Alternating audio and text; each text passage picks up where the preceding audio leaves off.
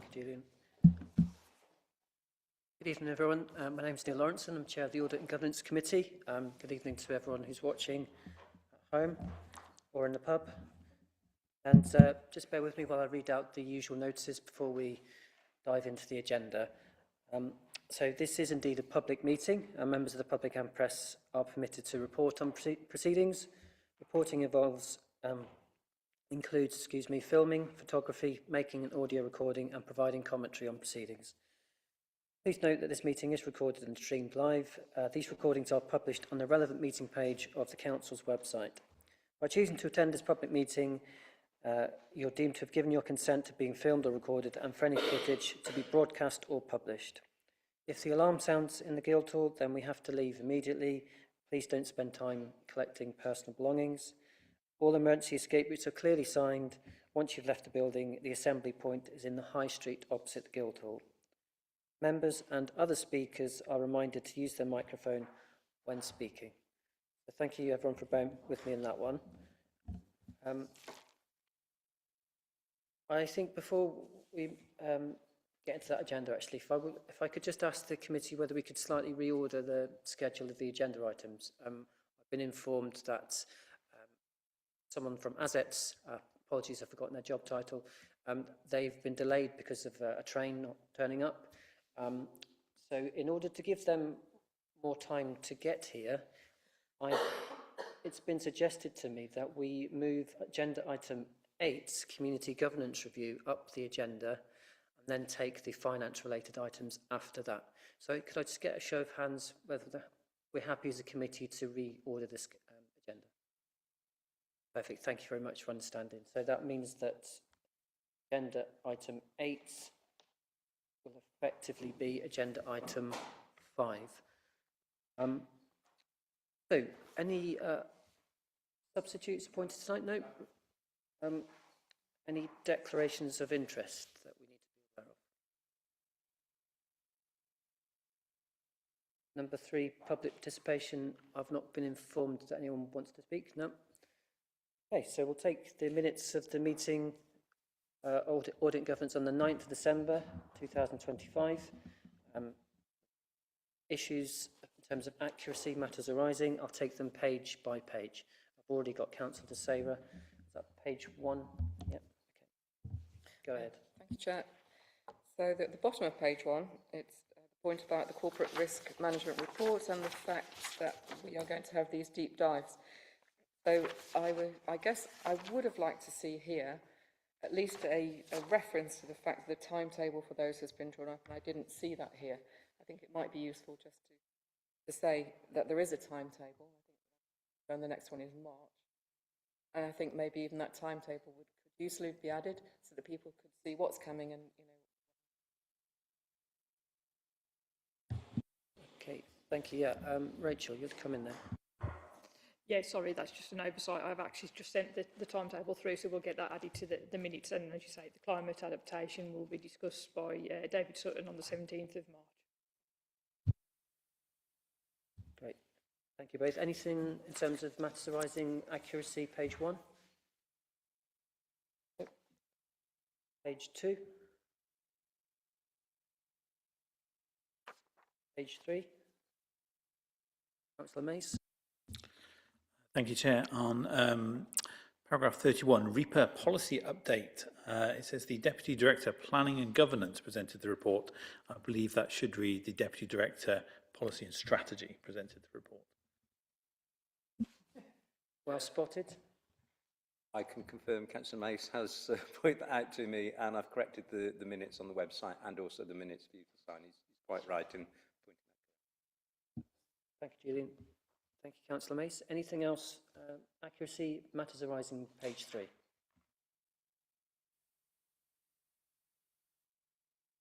Final page, page 4.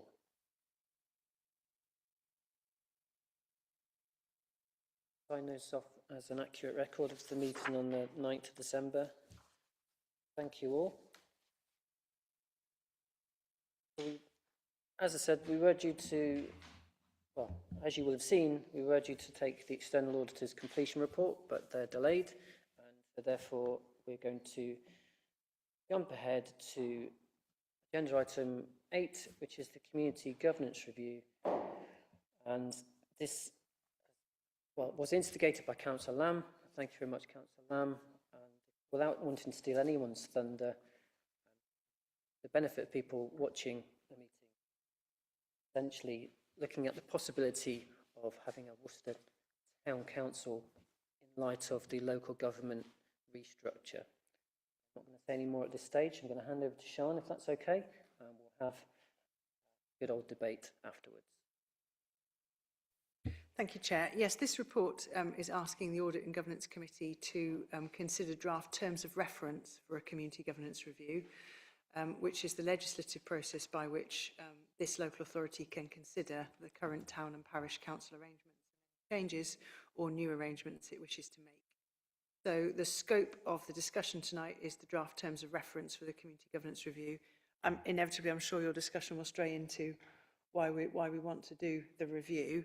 But in terms of the process, you're quite right. It was raised as an AOB at this committee, but also back in, coincidentally, the 11th of February last year, we had a special council meeting where we looked at local government reorganisation, and one of the resolutions in there was to establish a series of work streams. There was some about issues that particularly affected Worcester, and there was some information provided in that full council report about the most local level of community governance being parish and town councils.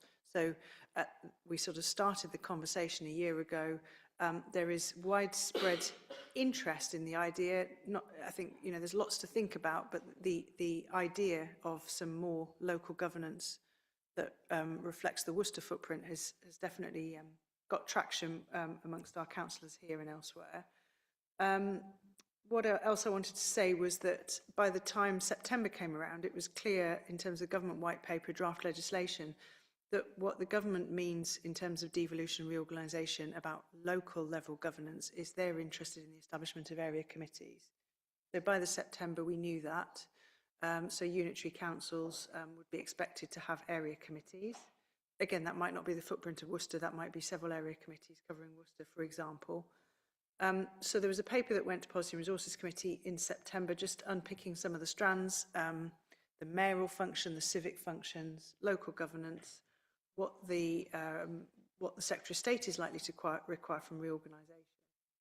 And again, that report stopped short of saying that the answer to any of those issues is a town or parish council.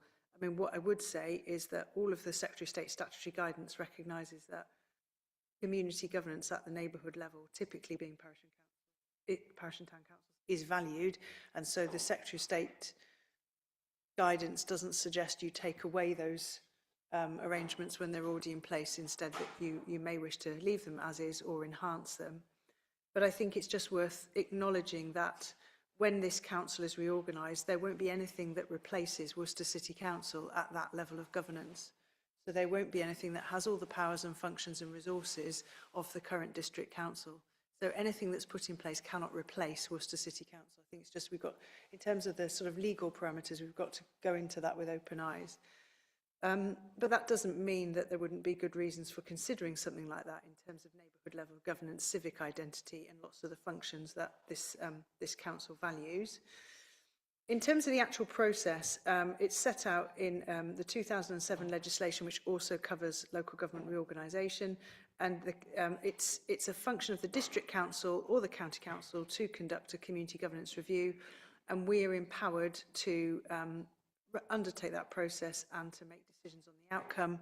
We're not subject to a higher power in terms of what those outcomes are. So the end of the process, if there was a decision of full council to establish new or different arrangements at the local level, that would be done through an order which we would make and publish, and then we would be legally capable of implementing that. In terms of the process, the Community Governance Review contemplates public consultation. It doesn't necessarily say it's going to be a two-stage public consultation, but it typically is, because it's a funneling process, a bit like we saw with the warding pattern consultation that we had from the Boundary Commission, where you're consulting more broadly on principles than you're consulting on a preferred option that comes out of the consultation on the principles.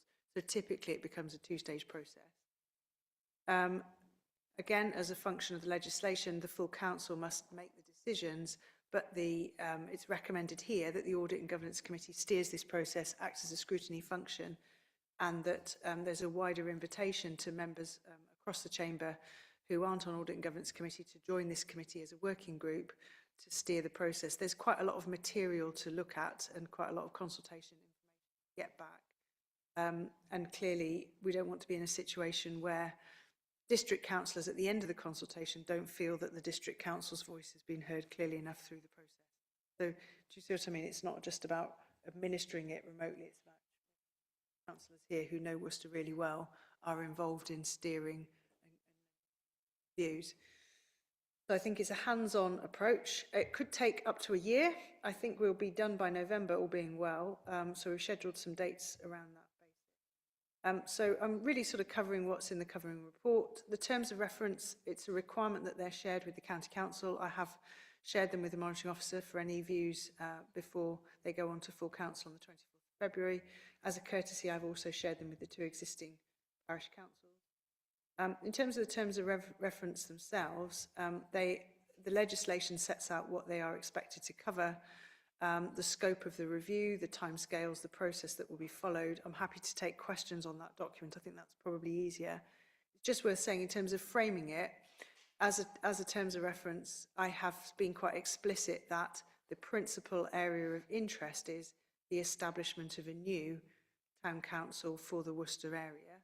A community governance review can cover all sorts of things. It could cover changing existing parish boundaries, abolishing parishes. It could cover lots of different things, and we must look at other forms of local governance, such as neighbourhood boards and associations and so forth. But we can be explicit in the terms of reference, so I have been, that a particular area of interest and consultation will be whether there is a good case for establishing a town council. And again, it's probably just worth saying that in law, a town council and a parish council are the same things, apart from the fact that a town council can have a mayor if a royal charter already exists conferring those rights. In all other respects, they're the same. Like all good projects, we might get hung up on the name. It's normally, on a good project, you get stuck on a name or car parking, don't you? Those are the 2 key issues. It doesn't have to be called the town council. For example, Durham have one, which is called the City of Worcester, the City of Durham Parish Council. So city can be retained, but from my point of view, giving you advice, I'm sticking with the word town council in the process because it's really important to recognise that that's its level of jurisdiction and powers and autonomy and functions and resources. So I don't think we should, if we consult with the public saying, do you want Worcester City Council to continue? That's a false premise, and we must consult really accurately on what we're able to put in place after we're abolished as a district council. So for the time being, I'm being a bit pedantic and using the word town. We don't have to adhere to it in the end. I think the other thing to say about the impact it could have on the existing parish councils is their views are clearly going to be really important in this. If we value local level governance, we must listen to what the 2 existing parish councils have got to say about this. You know, that would be in accordance with our principles. They may wish to say something about their own boundaries. They may wish to say something about whether they'd wish to be part of the town council. They may wish to stay exactly as they are. We also would consider in that context whether the town council would cover all of Worcester that is currently unparished. And if it doesn't, then what do you do about the bits that are left? So, for example, the west of the city, hypothetically, or does the town council cover everything that isn't parished? You wouldn't want to be in a situation where you've left a gap, particularly in a reorganised unitary where everywhere else has parishes. So I think that, you know, we've got to just think about the totality of the Worcester area. So the process that we're going to follow is you're going to consider the terms of reference tonight and give me feedback. We're going to end up with a document, hopefully, that can be referred to full council on 24th of February. If for some reason we can't hit that date, we could go in March, but I think it would be preferable to get going.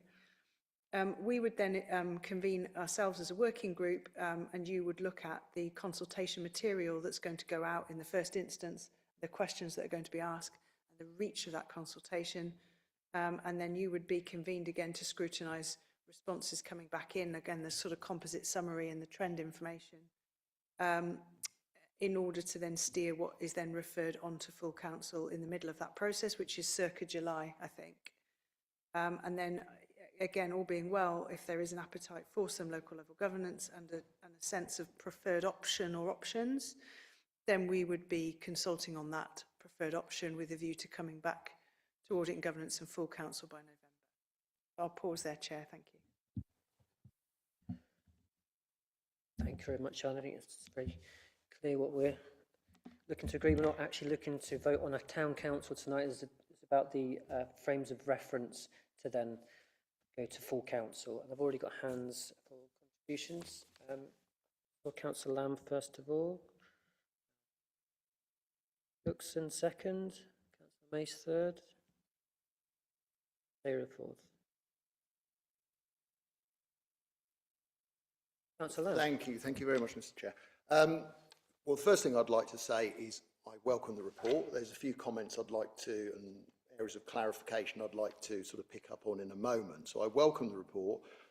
I proposed this at the last meeting, and I'm going to be quite open with my views on it. I support a town council for Worcester. I'll go any further, just say that right from the start. Clearly, this isn't the main place we're going to debate the pros and cons of this, but I just want to say very, very briefly my main arguments for it. It preserves that democratic link, which I think is very important. It protects the civic identity of our city, which I think is really important. We've had 800 years of governance in this city, and I would hate for us to be one of the very few towns or cities in the entire county without some form of comparable council. It provides financial autonomy. When you actually look at the amount of money you could raise from a precept on Worcester Town Council, it does raise perhaps £2 million that could be spent on all kinds of wonderful things that are outside the sort of statutory duties of the existing city council.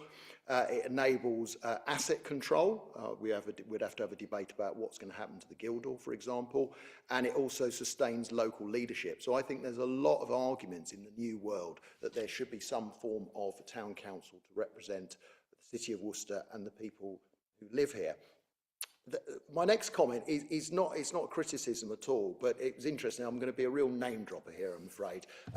Councillor Cookson and myself happened to be in Parliament on Monday on a mayoral gig. And as it happens, we were in the House of Lords and we were in the committee stage of the English Devolution and Community Empowerment Bill, which is actually still going through Parliament. It's not on the statute books yet. Okay, but this is legislation that the House of Lords was debating, and as we sat there, because we're a little bit sad like that, we were sort of reading through the legislation and the explanatory notes, and nowhere in this document can I find, or any other document I saw as we sat there in the Moses room in the House of Lords, could I see reference to area committees. It's not referred to. There's lots of stuff about effective neighbourhood governance, neighbourhood involvement, community governments, neighbourhood-based approaches, etc. So perhaps it's somewhere else, and perhaps it's been said by the Secretary of State, but nowhere in the primary legislation could I find any reference to area committees. So it'd be interesting to see some bit more clarification on that, because it doesn't seem to be in the primary legislation. Obviously, we've already sort of talked about... Oh, can I just make a point under point 2.9 in the sort of governing report? Just a point about plain English, because I know we like our documents to be accessible by all the people who live in the city of Worcester. Axiomatic. I guessed what it was, but I had to look it up. We both weren't quite sure what it meant. We guessed what it meant in the context. But axiomatic in this document, I think, is not the most sort of user-friendly word. Interesting point about the parish councils. Obviously, the parish councils and the county councils do need to be consulted. In a perfect world, I think the two parish councils should be absorbed within the Worcester Town Council. Clearly, they're going to have a view on that, and they might feel very strongly that they don't want to be part of Worcester. I did a bit of research on this, and they've only been part of Worcester, St Peters and Warndon since 1998. So it's less than 30 years. But interestingly enough, because I wasn't sure about this, St Peters and Warndon combined make up about 15% of the population of Worcester. So it's about 15,000 out of 100,000 people. So it's not a massive chunk. I would prefer them to be part of the broader council if they wanted, but we'd still have a council representing approximately 85 to 90,000 people, which I think is a considerable sort of body. There's a point here which I didn't quite understand under 3.4 of the preferred option. And it said, the terms of reference for this particular community governance review focus on the question of whether current local governance arrangements for the area are effective, or they should be enhanced or changed. Now, I wasn't sure whether the current meant what we have now or what we're going to have post 2028, because clearly they are going to be reviewed, they're going to be changed regardless of whether we have a town council. So I wasn't quite sure where it said, when it said current local governance arrangements, are we talking about where we are in 2026 or where we're going to be in 2028? So I wasn't quite sure about that. Then under 3.5, it said information about the potential remit, opportunities and constraints of a new town council and or other local governance changes. And I assume that's things like the number of councillors, the kind of powers it might have, the electoral boundaries, which are referred to later on in the report. That almost suggests, which is contrary to what's suggested elsewhere in the report, that these things will happen after we agree the concept of a town council. Whereas elsewhere in the report, it almost sort of says these things will go sort of hand in hand in almost parallel. And because of the time frame, which I'll come back to in a second, I think is very, very ambitious, actually. I think it's a very ambitious time frame. It would be interesting to know whether we are going to be doing our consultation and the process by which we actually decide whether this thing is we want in principle, at the same time as starting to have a think about how many councils we have and on what boundaries. I'd be really, really interested to have some benchmarking. So the best example I can think of is Hereford. So if you think of Hereford, you know, Hereford has been a city town council within a unitary authority for the last sort of almost 30 years. So it'd be interesting to go to Hereford and sort of talk to them, or they come to us and talk to them about how they work it, because it's the best comparison I can think of, a historic cathedral city with a large history, a long history, where they've had a town council within a unitary authority. So it'd be really interesting to hear from them. Covers what I've just said. There's a bit in the actual report, the terms of reference, where under point 21, it talks about, you know, the consultation, it talks about the scope of the review. And then it says, as part of addressing this question, if there is a good case for establishing a new town council, well, the question I would ask myself is, what does that mean? What is the threshold? Who decides? If we put out a questionnaire to the good people of Worcester and the number of people who respond to it is relatively few, a few hundred, and they say they don't want it, are we then going to say, well, that's the end of it because the people have spoken? Because clearly that would not be sustainable in any kind of realistic way. So I'd like to know when we talk about a good case. More stuff there. And the final point I was going to make is about the time frame, because this is very ambitious, because obviously the most obvious time to hold the shadow elections for the new town council, if the town council indeed is going to come into play, would be May 2027, when we're electing the shadow unitary authority. Now, that would make sense, and I would have thought that moving forward, the elections to this new town council would in years to come be at the same time as the county council elections, obviously to save money and to ensure it's arranged at the same time. But that is being very, very ambitious, because it's talking about council publishes the final recommendation and the review ends in November 2026, and then it's got a bit there where it doesn't really specify the date. Now, how it works, you know, if there are going to be elections, then political parties, you know, I'm sure the Greens and the Liberal Democrats are the same as the Labour Party, you know, choosing candidates, the whole democratic process of choosing candidates is time consuming. You know, if you were going to hold elections in May 2027, you would want candidates in place before November, December, possibly even January of that year. So I think this is going to be very, very tight. You know, if, for example, we don't have the second consultation, perhaps this could be concertinaed a little bit more. But I think, you know, I'm all for doing things properly and carefully and making sure everything is sort of examined with the greatest detail. But at the same time, you know, we are going to come up against it, because you're going to need elections in May 2027 to take control of the new Worcester City Council in May 2028.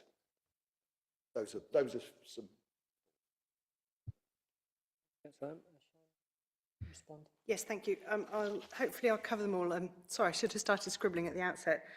Apologies for use of the word axiomatic. I won't do that again. Can I just make the point at the outset? Can I provide some advice to the committee? It's really important as we go forwards. Predetermination and predisposition. We're about to embark on a public consultation, at the end of which the District Council will determine whether there should be a town council or not. Councillors must approach the process with an open mind. They may be positively predisposed to a particular outcome at this point, but they must not appear predetermined, or they will be ultimately precluded from taking part in that process.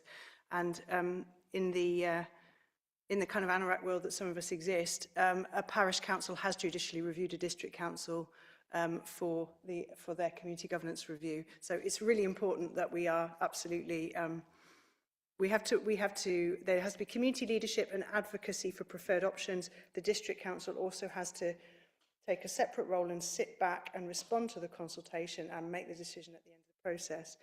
So can I just also then respond to the question of the phrase, the good case? That's just my phrase, that's not in the legislation. I could have said a sound case.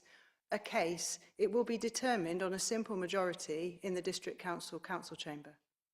But it is subject to the principle of Wednesbury reasonableness. It must be a reasonable decision. It should take account of all relevant considerations and disregard irrelevant considerations. The public consultation is one part of that.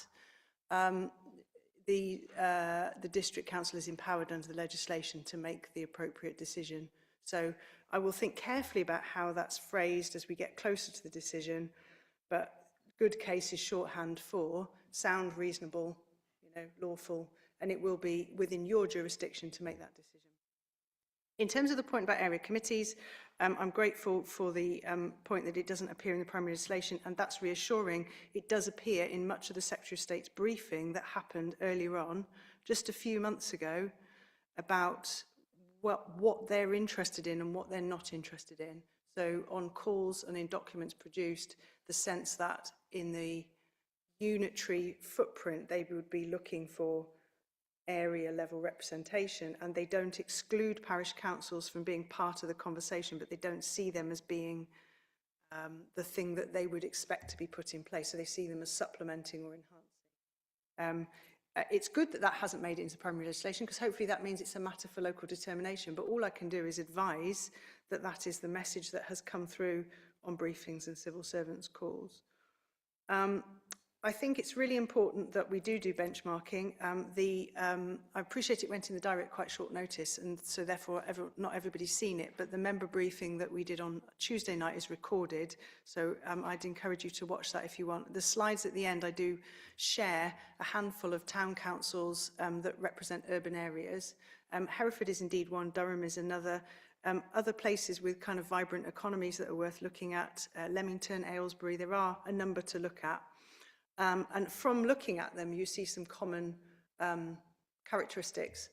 And you also see where they have really added value, or they've got a particular local interest. So, for example, Durham is really focused on the heritage of Durham and Durham's heritage identity. I think Sutton Coldfield, they've really focused on green space, and they look after Sutton Park, for example. So when you look at them, you see some nuance about what they have felt that they need to step in and, if you like, protect in their area.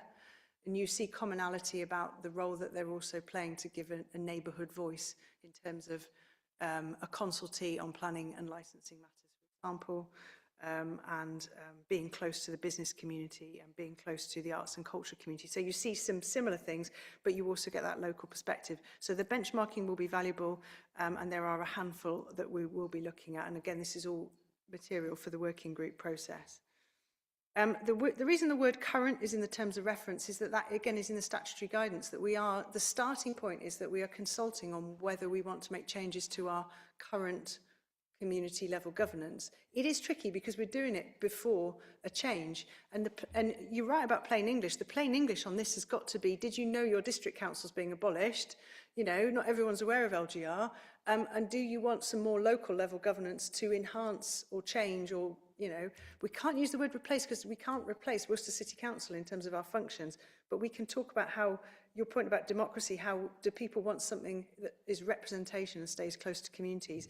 And those statutory criteria about what we should be consulting on are actually in the legislation, in the guidance, and in the terms of reference.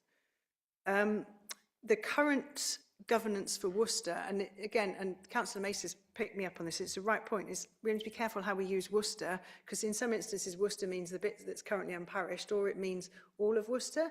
And I think, unless you tell me otherwise tonight, I think what we're interested in is the whole administrative area of Worcester City Council. And I think that that's right. So we need to be really careful and clear in that, and I'll tidy that up so that's really clear. But we've got to consult and saying, do you want more of your current governance? And then in saying that, we've got to say, because did you know, by the way, we're going, so there'll be less of us. So we've got to tell them about the future in the consultation. In terms of what we're consulting on and whether we could condense it to one stage, I've not seen that done elsewhere. What the second stage is intended to flush out is size and geography and boundaries. And we can't, what we've got to do by the time the District Council makes an order, if it's decided that one should be established, is be really clear what its size, its geography and its boundaries are, how many councillors it will have. And those kind of, the legal creation of that has to be ready by the end of the consultation process. So it'd be quite a lot to do that in one consultation process.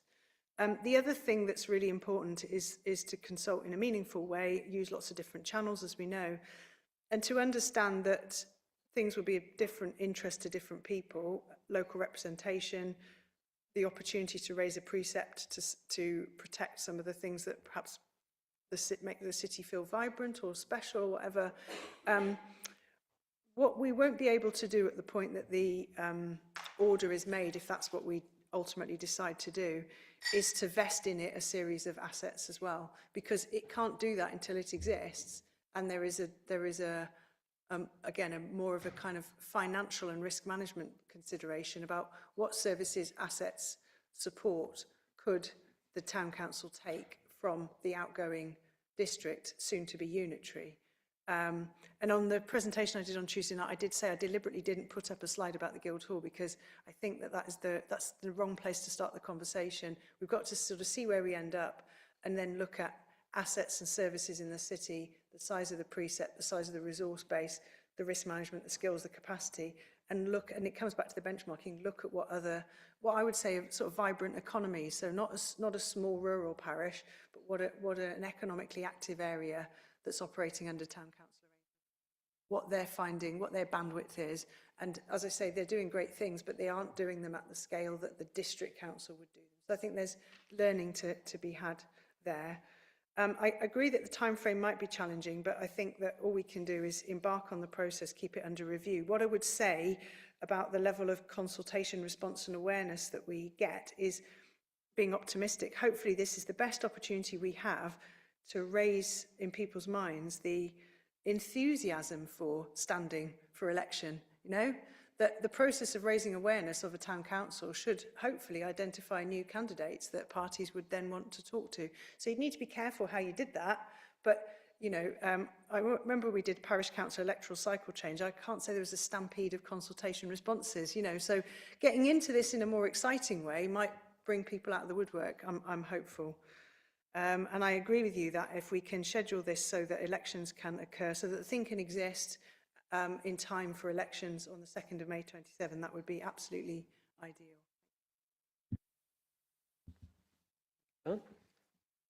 Councillor Cookson. Well, I think a lot of the...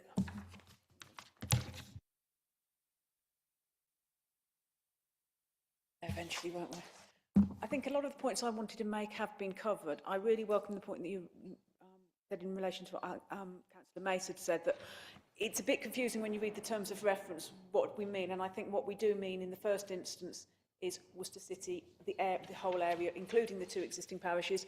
Clearly, they're going to have they're an absolutely intrinsic part of this discussion. It might even be worth considering whether they are actually part of this working group and actually are integral to that work, rather than we're going to do it as a group of district councillors and then we're going to go and ask them. I think it might be beneficial to have some of those parish councillors involved in that initial discussions.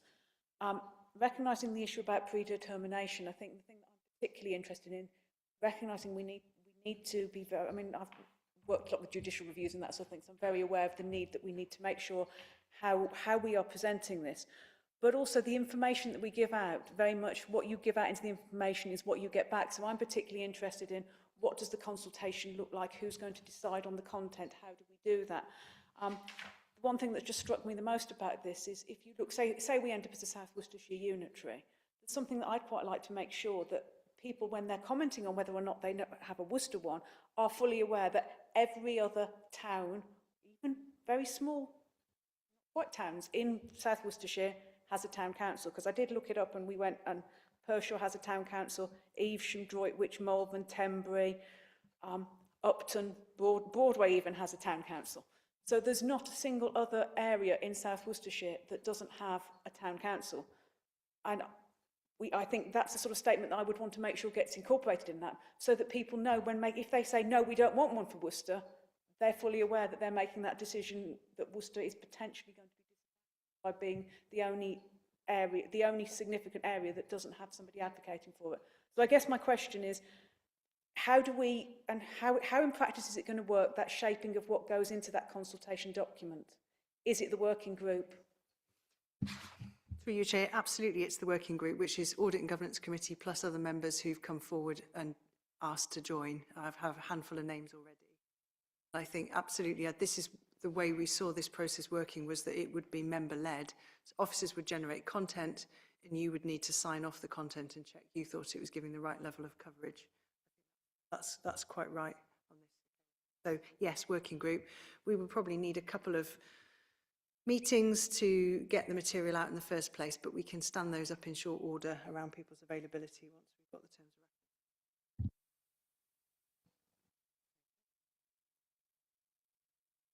of reference. Mace. Thank you very much.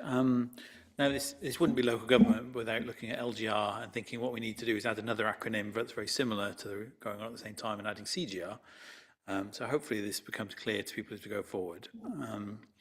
I like the reference to a discussion about Hereford City Council. As a proud son of Hereford myself, you know, anything we can do to replicate what Hereford has done, I think is useful. But I would point out that Hereford City Council, as it is now, wasn't created until after unitarisation. I think it was a couple of years after 1998 that actually came into being, and they presumably had charter trustees and things like that to look after their mayorship and civil procedures in the interim. I think discussions around the precept and the amount of money that we can raise is potentially a bit premature at this stage, because presumably part of the consultation will be, what do you think the precept should be for Worcester? And I'm very mindful of the fact that with the county council putting council tax up probably by 9% this year, that there are lots of people in this city who will struggle to pay that bill without then adding on a precept on top. So I think part of it has to be what precept are people comfortable paying, and perhaps this would be something that the parish council should be determining itself, but what support can be available for people in the city who are going to struggle to pay for it. Because I agree that we need something in the city that will look after the civic amenities and the mayorship, but also not place undue burden on people who are struggling in the city. I mean, Sean's already referred to the point I raised about the terms of reference, that in point 1, it says it's a community governance review of the currently unparished area of Worcester, and point 2A talks about the area of Worcester, and I think that they're not the same thing. So I feel like point 1 should really be that this is a community governance review of parish arrangements within the boundary of Worcester City. I mean, as we've already discussed, St Peters and Warner villages are likely to have views on whether they should be forming part of it. But I think it's important to look at the relationship between St Peters Parish Council and Warner Villages Parish Council and its parent authority. It's going to be a very different size relationship between Worcester City Council and any unitaries replace it, especially if it becomes a single unitary, which by the time we get to consultations we may have a clearer idea on.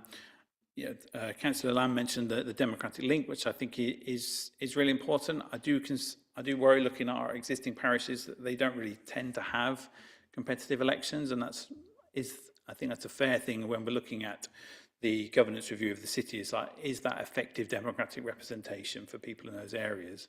I'm sure that those councils provide very nice services for those areas, but are they properly accountable to their residents? And would a larger parish council be more accountable because it's covering more of the city? So I think that's an important part of the discussion to be had. And the final question I wanted to ask is, one of the reasons we're talking about this is the preservation of things like our city status and the Mayor of Worcester.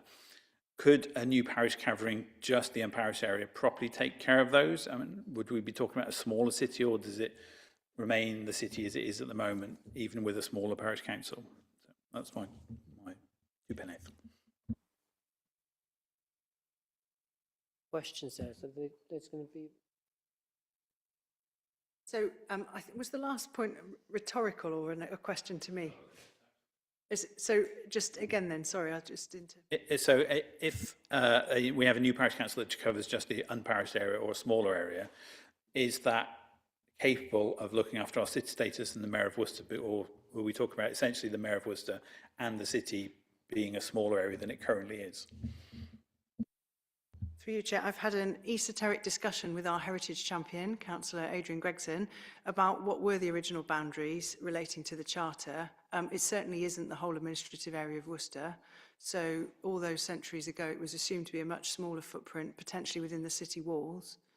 I mean, as a matter of law, in reorganisation terms, the legislation contemplates that we will establish charter trustees, and so those will exist to hold the charter rights, one of which includes having a mayor, calling yourself a city, having markets, etc.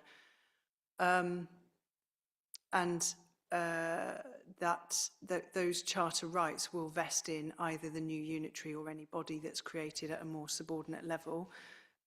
So it is legally capable of holding those rights. Then there's a question of how much resource it has to continue to provide the sort of level of visibility and functions that come with the current mayoral infrastructure. So sort of, I guess, the diary, the events, the hospitality, the building, etc. So that's something to be explored, I think, in the process.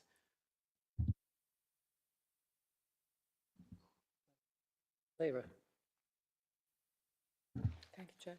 I'm not sure if this is the right time to ask the question, but you've had a number of inquiries from other people to join this committee and taking the working group forward. Is there any, have enough people come forward, or should there be a plan, an instruction to maybe to us to try and get a few more people? Through you, Chair, thanks. Well, I put the call out and I gave the deadline of Friday the 13th, so you never know, maybe a couple more will come forward. A handful of councillors who aren't here tonight are also interested in joining. I think it's worth me sending a reminder perhaps on Monday morning.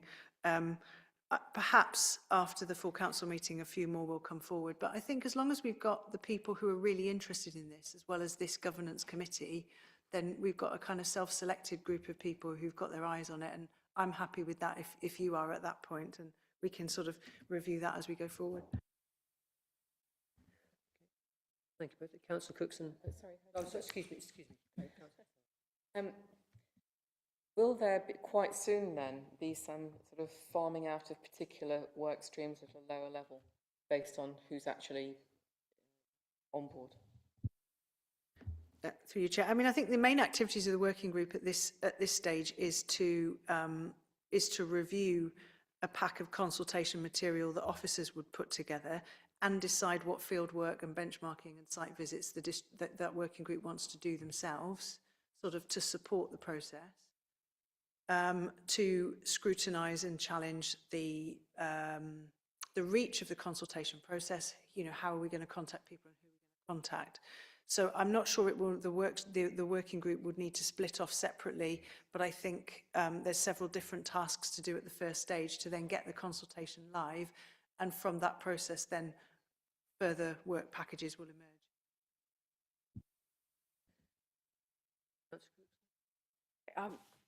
Sian will be pleased, this isn't actually a question, it's more of a statement. I think we need to be really clear about the scope of this as a governance review, and I think that in terms of reference that's really important. What I hear a lot when people are talking about this is it's all about charter trustees and the mayor. I think we really, I mean, I'm a great advocate of the role of the mayor, current mayoress of Worcester, and actually that's given me a real insight into it, and I'm probably a much bigger advocate of the role of mayor 9 months on to actually having been involved in this than I would have been a year ago.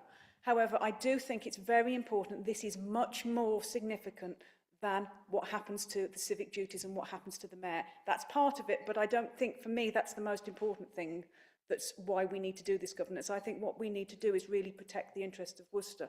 So I really, in terms of scope, just wanted to draw members' attention to 2.8 and the things that Sian's put in there about parish and council activities fall into 3 categories: delivering services to meet local needs, giving the community a voice, and improving the quality of life and community well-being. And it's really interesting when you look at those levels of services. And one of the things that Matt and I have been talking is to other mayors of other areas, and it's astonishing how many services they really do deliver. We were sat only at the weekend with the Mayor of Pershore and the Mayor of Evesham, comparing what they're doing around allotments and car parking and street lighting and all those sorts of things. And they really do have a lot of functions. So I just think we really need to notice what services that town councils can run. So things, allotments, car parks, celebrations, festivals, community buses, community and leisure centres, litter bins, parks and open spaces, public toilets, street lights, things to do with quality of life, community hubs, neighbourhood plans, funding community projects, suitable housing, dementia-friendly groups, solar panels, tackling loneliness, youth projects, things about giving a community a voice, having a voice on planning to planning authorities, working with the local police and health. And I just think it's looking at that scope and being really clear. That's what we're interested in terms of a potential town council, not about protecting just the mayor. And that's not to decry the role of the mayor, which I do think is very valuable, but I do think it's a lot more important.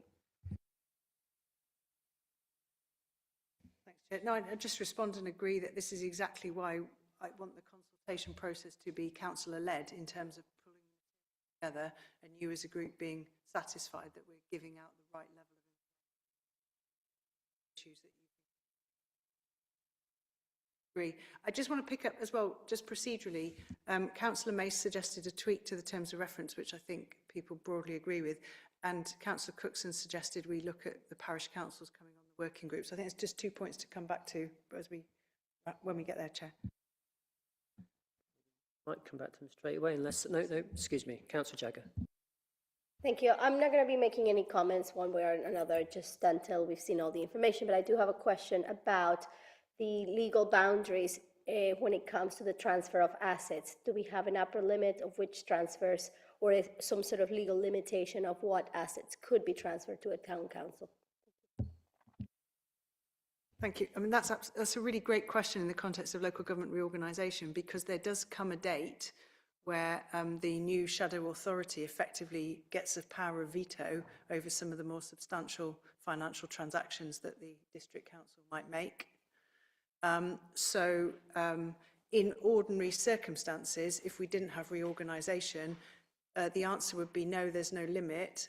It would be subject to the power of reasonableness, the Wednesbury reasonableness again. So if a district council and a parish council were going to continue to coexist, would it be reasonable for the district council to transfer everything to the parish council? You don't by everything, but big assets and liabilities relative to their funding base and their staffing base, etc. So it would always be a good question to ask. It would go back to our basic fiduciary duty. But actually there becomes a new techie point. When the shadow authority exists, it does effectively have a power of veto over larger transfers. So that's why we can't necessarily determine exactly where this is going to land. But there will be a difference between assets and liabilities and services. There is a piece of work that the district council would need to do separately to the consultation about what would be a preferred group of assets or services to be transferred, so that that conversation could then start once the new town council existed, if that's the model we go. There again.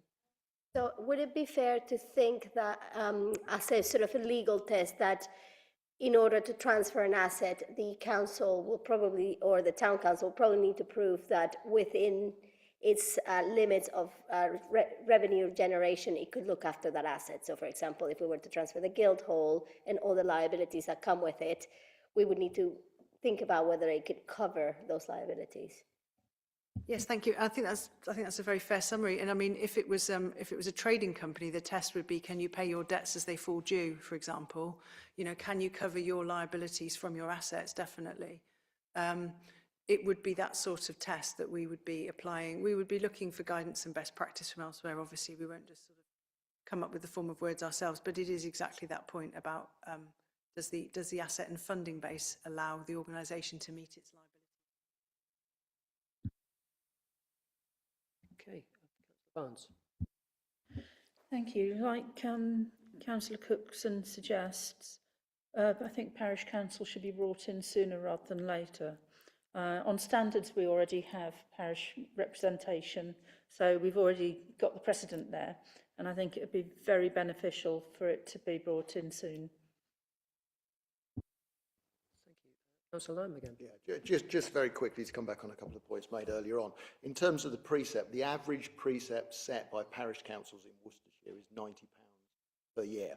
£90 is £90. I'm not sort of diminishing that in any way in difficult times, but taxes are the price we pay for a decent society, aren't they?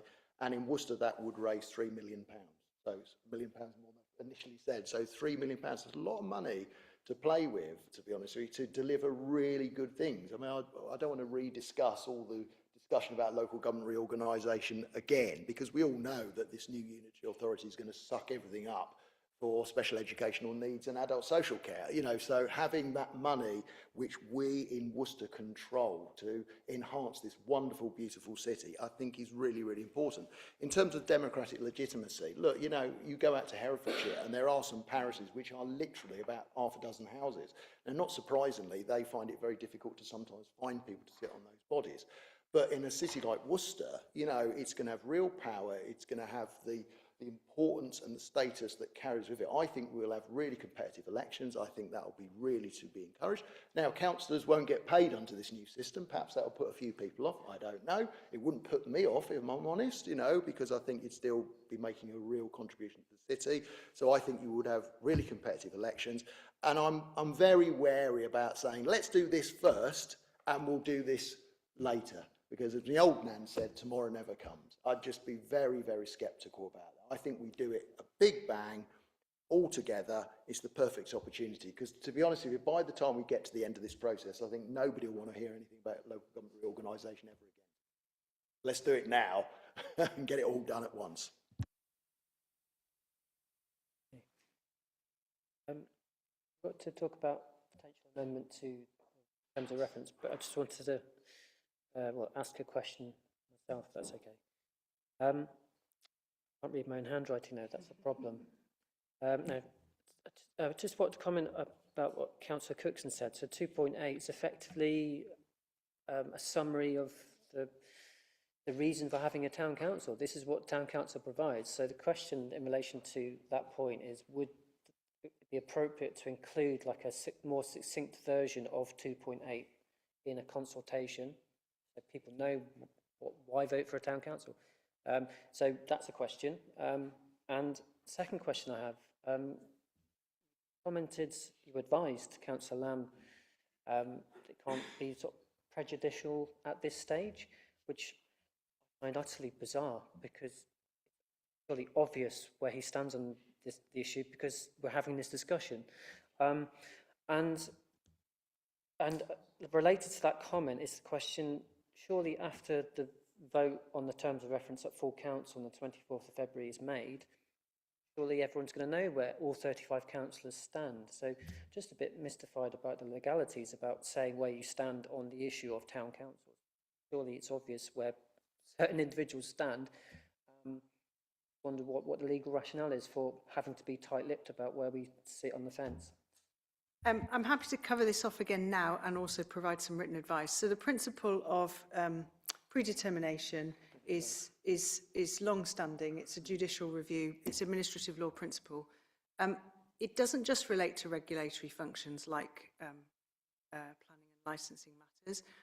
It particularly relates to those, and we give specific training and guidance around that.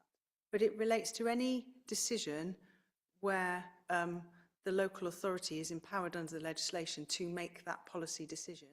And the administrative test is, have you taken account of all relevant considerations, disregard all relevant considerations, had regard to the information?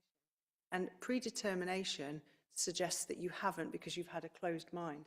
So what I'm saying is it's a ground for challenge, and this is eminently avoidable. But the differences between predetermination and predisposition, lots of people have a predisposition towards something, and your community leaders, you will have. You know, you're positively predisposed to this or that outcome, and there's loads of case law on this. Predisposition is fine. Councillor Lamb has told me tonight he's keeping an open mind. He's really excited about the process. It's absolutely fine. But what I'm trying to say is that the District Council is being asked to do two things in the legislation. The District Council is being asked in the legislation to sit back at the end and decide if this is the right thing to do, a good thing, a sound thing, however we describe it. But also the District Council want to take part in this process and shape it and influence it. And it's just how we balance those two things. And it is about providing an abundance of information so that people feel properly equipped to understand the issues. But we can't be accused as a local authority of putting out a consultation. A previous government was accused of putting out a consultation that said the options are this is great or don't do it at all. You know, it's got to be an open consultation because the legislation has said we must do public consultation. So that must be unbiased and rational. So, you know, whether we like it or not, this is the legal framework we operate within. It's absolutely fine for us to wear these different hats, but we'll give advice so that, you know, when people are talking on the 24th in Council Chamber, they're saying, this sounds great, we'll hear the evidence. That's where we need to be.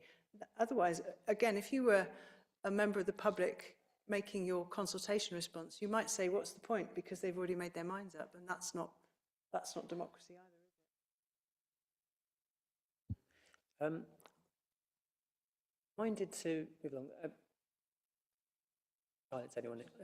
Councillor Sarah, because then and then we're going to come back to the change to the terms of reference. Is that okay? So one more from Councillor Sarah. Yeah. Thank you. It's very quick. Does that mean we're going to put sort of negative or alternative points into the consultation? Well, the consultation material needs to be factual. So it needs to say, for example, this will be a precept. You will have to pay council tax. You know, and it needs to say these are all the things a parish council could do. But it also needs to say here are some of the constraints that might be in place. It's got to be a balanced picture, hasn't it? So yes, constraints, opportunities, limitations, all of that needs to be in the document, but just on a factual basis. And people will take from it what they want, won't they? Not necessarily, and it's our job to lay it all out. We don't want it to be a dry process. We want it to be interesting, and we want to present the information in a dynamic way. And I think, as I said, behind the scenes, the working group will want to do research on areas that are economically active, that have town councils and the value that they've added, so that there's a good, my point about a good case is the case can be made. So the public consultation is not the total process. And if there is a low response or an ambiguous response or a negative response, that doesn't mean the district council ultimately might just go with that view. So getting all of the points flushed out is really important. So, and in that vein, would it mean that the report will include the financial and reputational risks that we might face if we went down the route of a town council?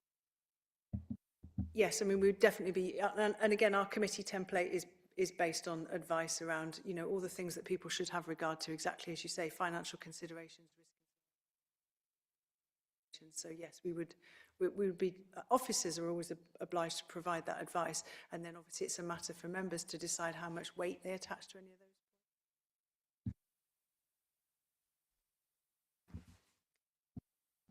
Councillor Cookson.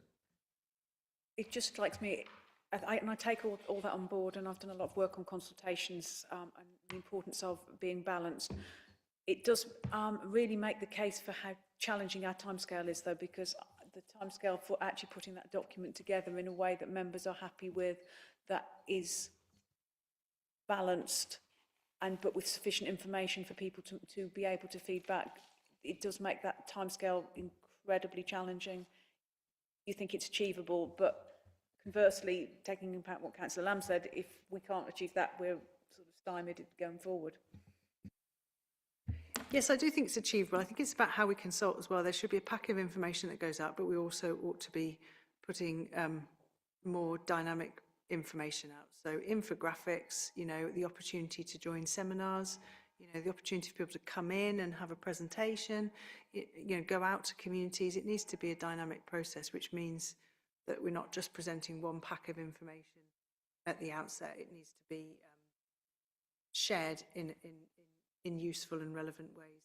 I mean, I think we've got to commit to this kind of timetable and see how we go. If a particular date slips, it won't be the end of the world, but the closer we get, the team and I talked about concluding in February, which feels really tight. And of course, we had that with the Boundary Commission. Do you remember? They didn't come back to us till the last minute. It was very stressful for councillors who were out in political groups looking for, trying to understand what was ahead of them. It was very stressful. So I remember that. So, you know, it would be naive to say you'd welcome it if it slipped to February. No, you wouldn't. We've got to aim for November and do our best to hit it.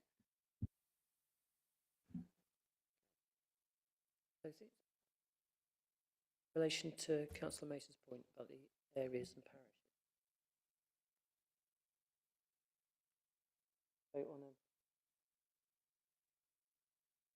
So I think the proposal was to amend number 1. Worcester City Council has resolved to undertake a community governance review of the whole of the current administrative area of Worcester. And then it goes on to say the purpose of the review is to consider A, whether the existing governance arrangements for the area of Worcester are sufficient, so for the whole area of Worcester are sufficient or could be improved, and whether the currently unparished area should be parished. So it's not one thing is exclusive of the other, it's just getting the sub-points flushed out as well. So if you're all in agreement, I think number 2 is still fine with the A and B. But yeah, Just one minor point. I was looking at that and wondering whether we should delete the "and so have a town council" for Worcester, because if a town or a parish council is the same thing, we already have 2 town or parish councils in Worcester. It's basically the question of whether the unparished area should be parished, and that may form 1 or more parish councils. yes, I see what you mean. Yeah. I suppose I'd gone on to say, and so have a town council for Worcester, because it kind of is in the head of what do we mean. But I take your point that we might end up with several parishes, new parishes as well. So whether the currently unparished area of Worcester should be parished, and so have 1 or more new. Just stop after parished. Yeah? Okay. All that means is that in that opening section, the phrase town council doesn't end up appearing anywhere. I was just trying to keep it in. I think we all know what is in our mind, but actually in terms of this whole of not being predetermined, I think it's important to say we are looking at this. So I'm quite happy for town council. That in that there's enough of members who will want to make sure that that gets considered as part of this, and we do need to consider other options as well. So I think with your agreement, Chair, I'd probably just like to have a play with the wording, and then I can, if you want, I can circulate it around everybody. I think the terms of reference have got to be published. So it's got to kind of pass the plain English test, hasn't it? It's got to be clear what we mean. So I think I think we can improve that sentence. Should be parished, and so have a town council and/or other parish arrangements, something like that. If you don't mind me taking that wording away and just tweaking that, this is coming to full council anyway. So I just feel like if we lose the concept of town council, it might, given that that's at the heart of what's losing something in communication.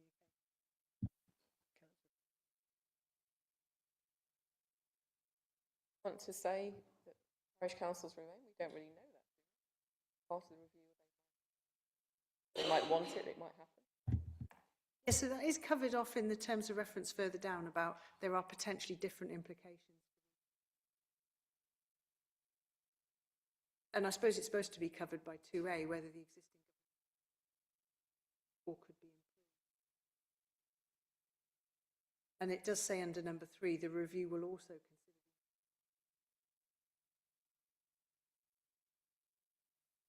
The first point seems to say that there will either be some or the same, some more or the same. Not there might be none. Do you mean that we might propose to abolish them? I don't think it says that. Okay. Do we think that's covered by the review? Will also consider the implication and options for the 2? Well, it might be, but the first statement is what most people are going to read. And if I was reading that, and not sure we know that. That's all. bring Councillor Cookson. yes, should we go away and revise these terms of reference in light of the conversations we've had. A few things. I'm surprised Councillor Mace hasn't picked up a sentence separated out. I was just waiting for that one, thinking I don't need to. There's a line in section 7 where it says which is currently unparished, which I thought could come out. In section 9, there's the thing about will be required to set up local area committees, as Councillor Lamb pointed out. It might be advised to, but there's no primary legislation that says that they will be required to. So I wonder whether, rather than we try and write it by committee about what word goes here, there or everywhere, that we actually ask Sian to, she's got the tape, she's been here for part of, go away, revise it in light of that, and then potentially circulate it to the committee so we've seen it before it goes to full council. Because otherwise we'll be here all night going after one word or another. Can I raise a point of order as a named councillor? Which is, I did raise that in an email, but I thought it wasn't worth raising in the public meeting. Would expect no less. Can I say the committee's really earned its reputation of the Audit and Governance Committee tonight? No, I think that's very fair, and I'll do a markup and I'll circulate that within the week so that we can make sure that we're comfortable in terms of progression to full council. Thank you. So I think we're moving to the recommendation, which is we agree for referral to council on the 24th of February, the draft terms of reference for a community governance review to consider town and parish council arrangements for the Worcester area. I was going to add a caveat given the discussion over the last 10 minutes, but I don't think we need to because it says the word draft. So the recommendation as it's written still stands unless someone wants to disagree. You know, this is a draft anyway. We've discovered that the draft needs a bit more drafting, and but that's what we're voting on for you to, you know, solidify before the 24th of February, and then council makes a decision. Thank you, Chair. And can I just add that if the committee are agreeable, if you want to just resolve tonight that you would like me to invite the parish councils onto the working group, you can make that decision. That doesn't need to go to full council. If you want the parish councils on the working group, tell me to do that and I'll do that. Does that need to be formalised as a second recommendation, or is that just common sense? Do we want that to happen?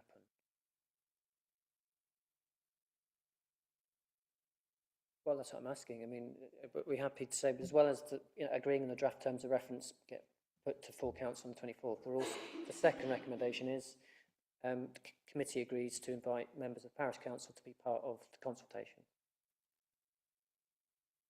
Barnes? I'm not sure how many parish councillors would turn up for that, and it could be that it's rather a lot. Maybe representation from both parishes. Not least for the sake of accurate minutes, can we get the actual wording of the recommendation so we all know what we're voting on? To account. So, Sean, would you mind? So it's just inviting people. Or? So, Chair, I think the recommendation is that the committee instruct officers to invite appropriate representation from both parish councils to join the working group with immediate effect.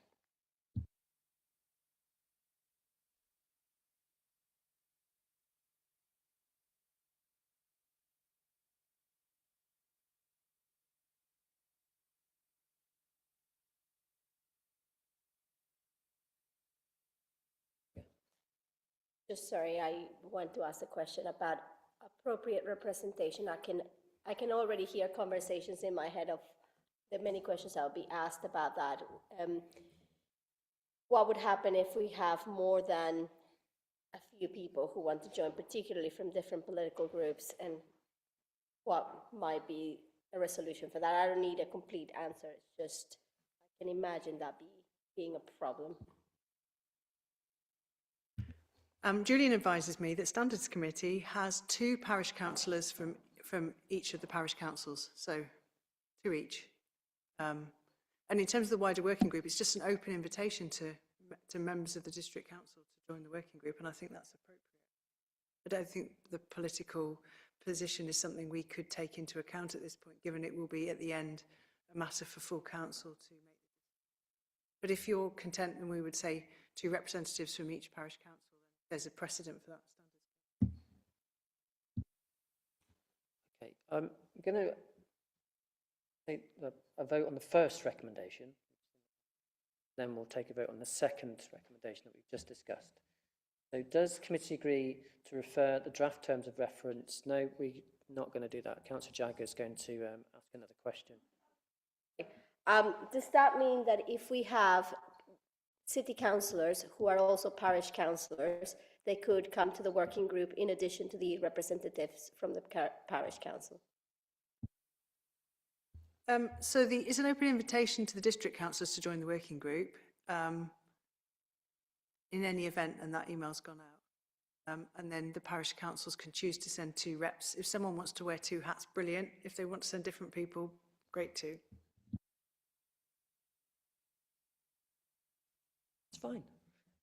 So I'm going to take a vote. Do we agree to refer to full council on the 24th of February the draft terms of reference for a community governance review to consider town and parish council arrangements for the Worcester area?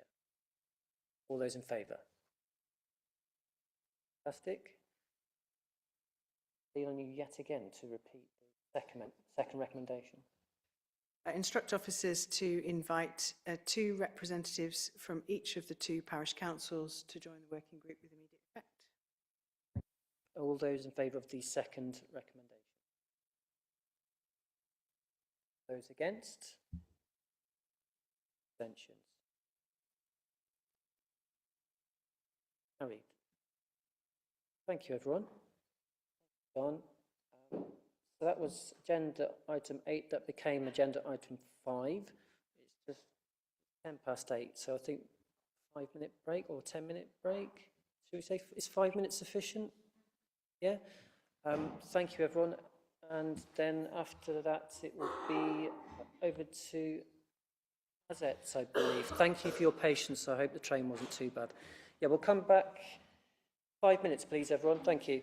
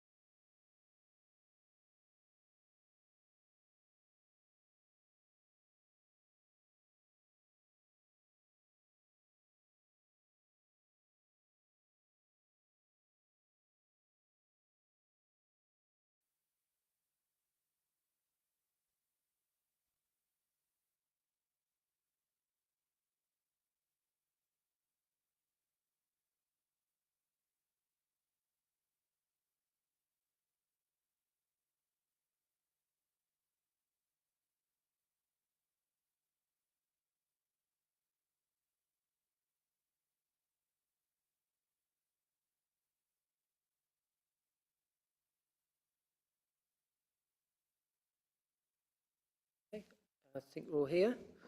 So resume the meeting. We're on agenda item 5, external auditors completion report, and hear from Karen from Assets, and then we'll have a discussion about the report afterwards. Thank you, Chair. I'm actually going to hand over to Martha, who's the engagement manager. Excuse me. Welcome both. She's going to take us through the report. And then any questions? Thank you, Martha. Thank you so much, Chair. Thank you, Karen. I appreciate that the report is quite lengthy, so I'm just going to touch on the key issues. Obviously, the length of the report reflects the amount of work that we had to do in the current year. So in terms of our opinion for the 24-25 statement of accounts, we intend the disclaimer audit opinion. This outcome is driven not by the issues in the current year, but by the 3 prior disclaimed audits, which means we are unable to obtain necessary to support an audit opinion. So that's the reason why we're going to have a disclaimed opinion. And then in terms of the quality of accounts, we did receive the accounts on time, and the accounts were of good quality, well-prepared working papers, and I must say thank you to the management. We responded quickly in terms of giving us the information that we needed. We never had any experiences, and we didn't identify any material misstatements. I think in terms of the audit completion report, we did identify disclosure issues which are not. So the finance team has been exceptionally very helpful and supportive in terms of getting the 24-25 audit completed. I'm also going to cover on the areas that we could not conclude on. We could not reach a conclusion on the PPE and property valuations. The reason for this is that the council is undertaking a full valuation in the next year, so that's when we'll be able to get some assurance over the closing balance at 31 March 2026. And then for the pension liability valuation, that's also another area that we didn't look at. It's dependent on opening data and accurate information, not audited employers.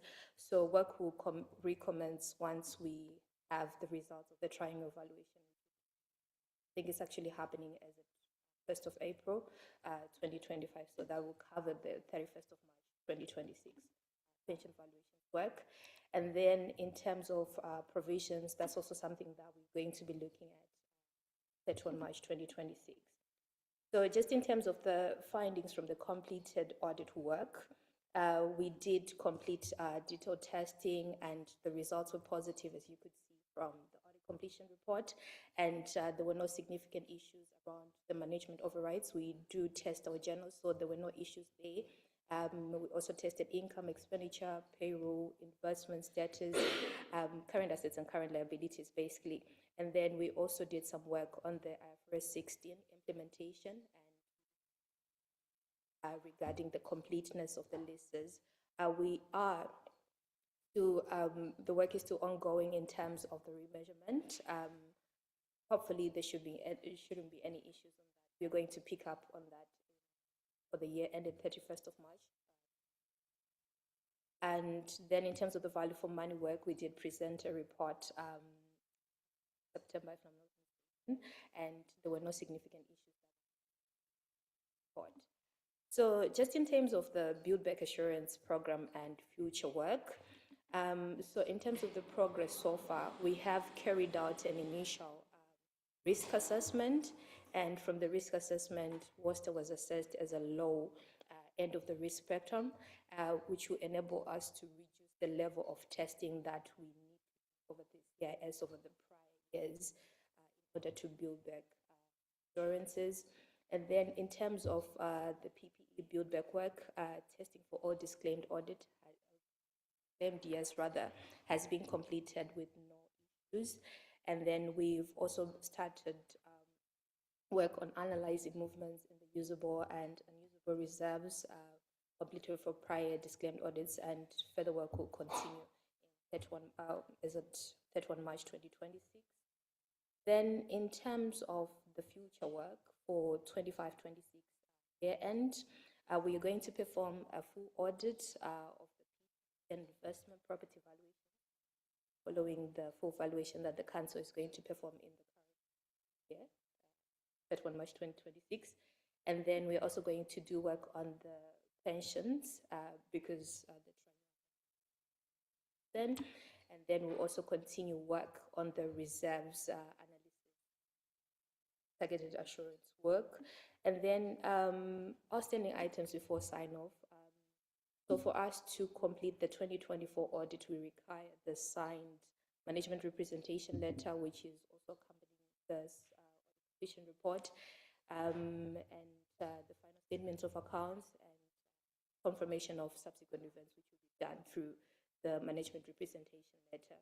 And then lastly, so the disclaimer for 2025 is entirely driven by the legacy of prior claimed years. The council has demonstrated strong reporting quality and excellent cooperation throughout the audit. Work plan for 25-26 support progress towards restoring. If for any questions.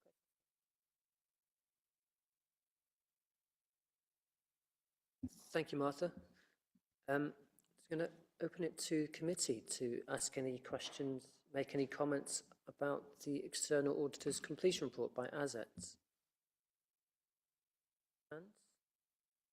Councillor Mace.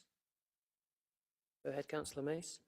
Thank you, Chair, and thank you for the report. I've got a few questions that I will possibly go through one by one because some of them have got a bit of explanation around them.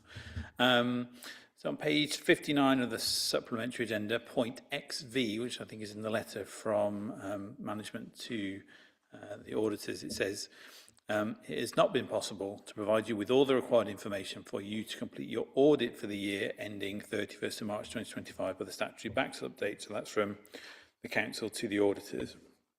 But on page 4 of the auditor's report, it says management were responsive and helpful in facilitating the audit, which has enabled us to progress our work in an efficient manner to advance the backs update of 27th of February 2026. So I'd just like to clarify the actual position here, that we don't have a disclaimed position for opinion for 2024-25 because we haven't provided all of the required information, but because of a number of reasons that you've already elaborated on. So I just want to get it right for the public record that because you could read the letter from management and come away with the impression that it's the council's fault that we are disclaimed this year. So can we just get clarification on that, please?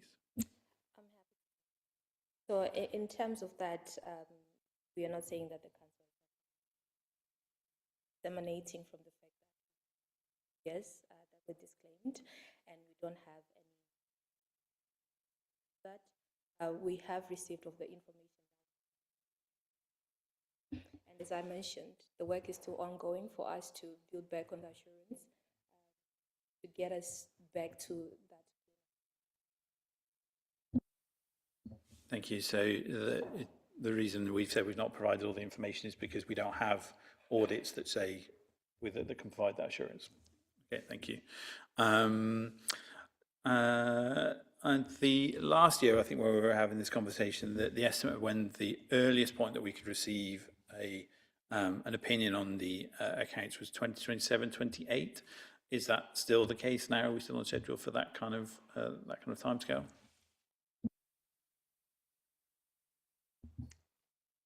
We are still in planning for that position. 25-26 will be in effect the year that we aim to get third balance. So and that will require us to audit property, plant and equipment and the pension, which is driven by so undertaking its full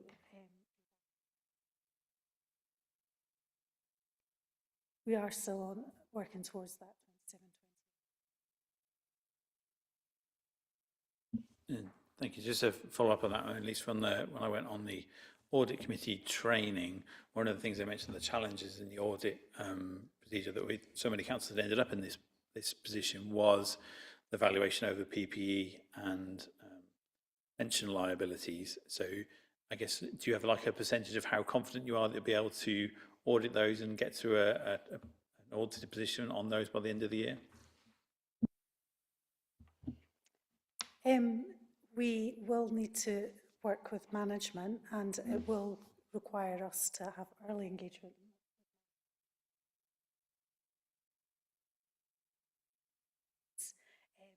But the audit of property, plant and equipment is we typically do during an audit process. I might caveat that slightly with there are new code requirements around equipment and will add to the complexity. But early engagement with management will hopefully allow us to arrive at the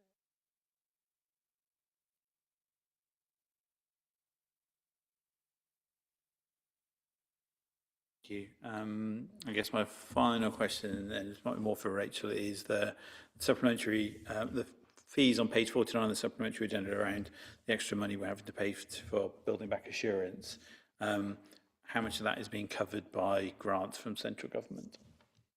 So in 25-26, we received £47,000 stands at the moment, but we do believe that there may be future funds available, whether that's next financial year or not. So that 47 won't be the end. Okay, thank you. I think that's all of my questions and points. Then Councillor Taylor, Councillor Jagger.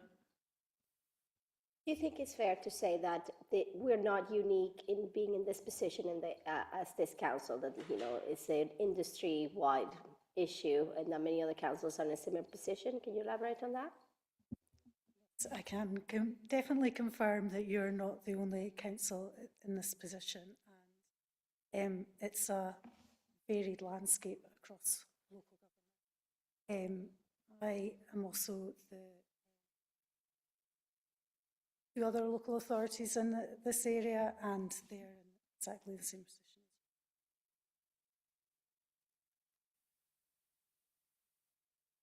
With Councillor Sarah. Thank you. I'm wondering, is there any prospect I think didn't do part of their job? Yeah, so the fees are sort of set and agreed by the organisation PSAA, and last summer there was a flurry of information and information requests to be submitted to the PSAA for them to make their determinations. There were some reductions in fees, but not significant, I would say. So there were some, and some of it we hadn't paid, if I remember correctly. So some of it was just about settling up and agreeing wherever it was, but it was not sort of in our gift as it's determined by the PSAA. So I couldn't just withhold payment. I had to wait for their email and get an agreement, and then settled up at that point. But I can send the schedule of what the final bills were if you need it, but it's all done. I'm glad that it's come to an end now, because it seemed to take a number of years to get us to a point where those figures were finally settled.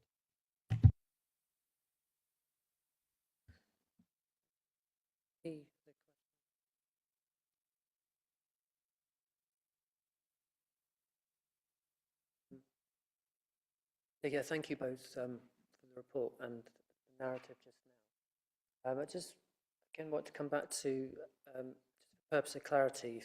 Hopefully, it's going to be worthwhile. Come back to what Councillor Mace was asking about missing information. So, page 41 of the report, assets have concluded that this council is at the low end of the risk spectrum. Key factors driving this conclusion are the council's strong history of timely production of financial statements, experienced finance team, no indicators of significant weaknesses in control environment, and adequate level of reserves maintained. I just want to highlight those positives within the report. And because we've got two jobs in this item to note Appendix 1, Appendix 2. And Appendix 2 is like a 3-page summary. As Councillor May said, You've pointed out that you've been unable to obtain sufficient appropriate audit evidence, but that's not a reflection of City Council. We have been, to quote Azets, we have been unable to obtain sufficient appropriate evidence over the disclosed comparative figures for the year ended 31st March 2024 by the backstop date as a result of disclaimed opinions in previous financial years. So this is a legacy of the previous audit regime. It's not a reflection on quality of the City Council. I feel it's important to get that across. Now I've got a genuine question. Again, it's in relation to Appendix 2, the 3-page summary. I was just intrigued by Azet's statement. You're not required to consider whether the annual governance statement addresses all risks and controls, or that risks are satisfactorily addressed by internal controls. Just wondered, I've got another point related to that, but just wondered why you haven't got that within your remit.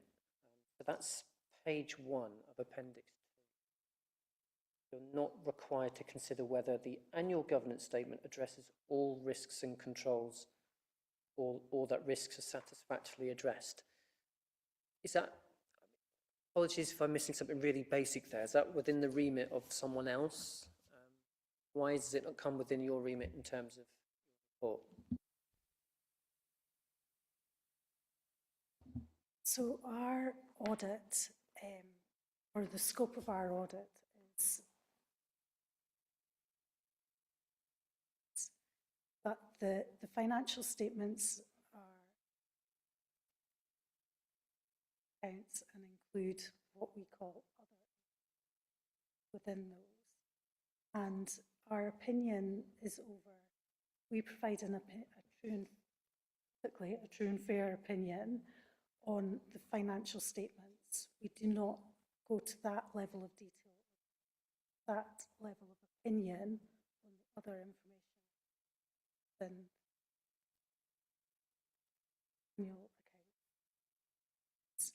And the other information includes the annual governance statement and so what we are doing is we are reporting by exception in relation to the annual governance statements, and we will audit. Your annual governance statement does, it's reporting the assurances that the section 151 gains from the framework. That will come from our reporting, but it will also come from internal audit, wider executive teams, the internal management. Thank you very much. And the other point I was going to mention as well. Any, excuse me, sorry, Rachel. Unless there's any other questions, but I just want to add a recommendation, if you don't mind me, just because on page 39 of this supplementary report, it's got the annual governance statement to amend the Salix decarbonisation award figure, because when vets have been doing the audit, they've compared what we've got written in the AGS statement and the narrative report, and you know, we got number blind, I'm afraid, last summer. So we just, the annual governance statement needs to be amended so that it reads 1.497 million rather than 1.55 million. And because the annual governance statement was approved by this committee last summer, I'd just like to sort of formalise the request that you're allowing me to make an amendment to something that you've already approved, if that's okay, Joe. Yeah, apologies, Rachel. So if I may, if I'm going to read from the email that you sent me, just to add to what you've said. So Azets have highlighted that there needs to be a minor change to our annual governance statement. There's a reference to the Salix grant, which is slightly inconsistent with the figure within the narrative report. So do you mind actually just, I'll be honest, I looked at that and thought, Salix grant, what is that? Can you just clarify that first of all? So it's a grant of nearly £1.5 million that we are in receipt of in relation to the refurb of the cremators at Ashwood. So we are putting grant claims in there and receiving that cash for that. Thank you. So we're noticing the recommendations to note the reports and the Appendix 2, the 3-page summary, but with the caveat that it's going to be amended to reflect the actual figure for the Salix grant. That the annual governance statement, sorry, which is a separate document, apologies. will be published with all of the statement of accounts, because there's a number of documents that we will need to publish following tonight, and we will just make that minor tweak to that annual governance statement. Thank you. Hey, bear with me while I get the actual. Yeah, so the recommendation is that the audit completion report prepared by ASETS and the audit opinion letter, Appendix 2, are noted. Not noting what's impossible not to note.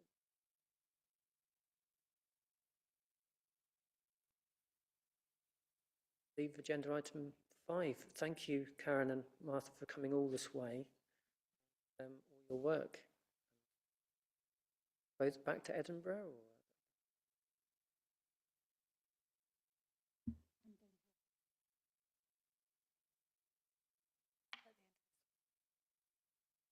Boy, Worcester. Thank you very much, both.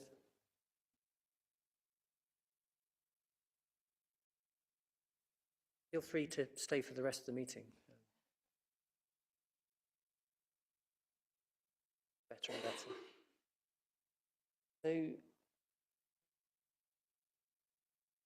over to Rachel for the Statement of Accounts 24-25. There are 3 recommendations, 2 of which are actual approvals.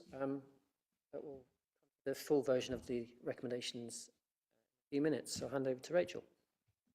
Well, really, this is Cathy's item, but just to sort of say that instead of going through sort of 100 pages of the statement of accounts, what Cathy's got is a brief presentation, just picking out some of the highlights and just explaining what some of the actual key statements are. So I'll hand over to Cathy, and then if there are any questions or queries, we'll try and answer them, and if not, we'll take them offline and deal with them outside of this, if that's okay, Chair. Thank you.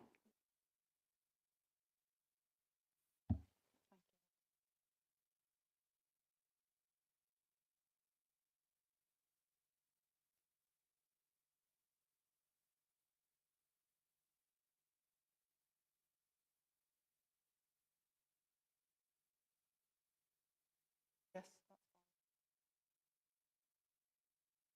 But it's only a title page, so yeah, that's fine. So this first slide is helping set the scene of what the accounts are about and what we must do in preparing the accounts. So we have to follow international finance reporting standards.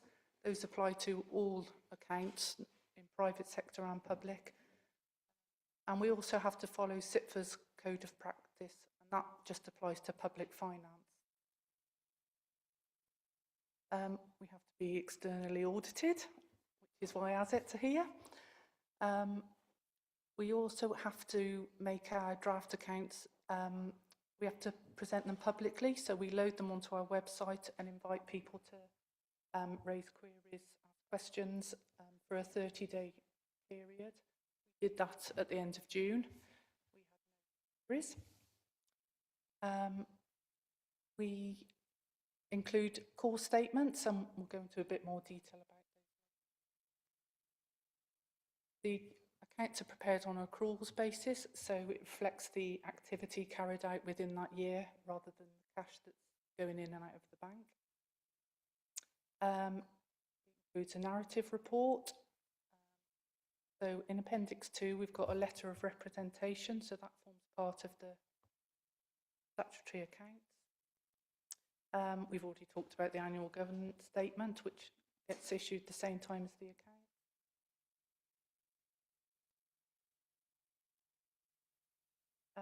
We also include a statement of responsibility responsibilities, which is Section 151 officer and chair of this committee. So then, next slide.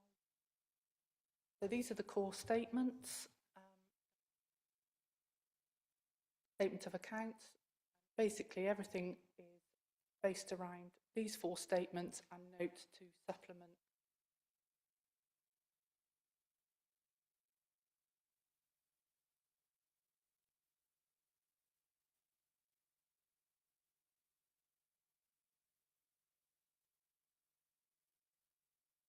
So the comprehensive income and expenditure statement, so that's comparable to a profit and loss account in a private sector account. The top half of the statement is the full economic cost of providing services. The bottom half reflects gains and losses to assets and liabilities. Thank you. This doesn't compare to what you get on budget monitoring reports. The surplus within budget monitoring reports is a surplus against the budget that we've set for the year. This surplus is all of our activities against our income. So, got the net cost of services, which is just over 16 million. Got other comprehensive income and expenditure, and things like receivable, losses on disposals, profits on disposals, and also some of the financial accounting changes that we have to make. So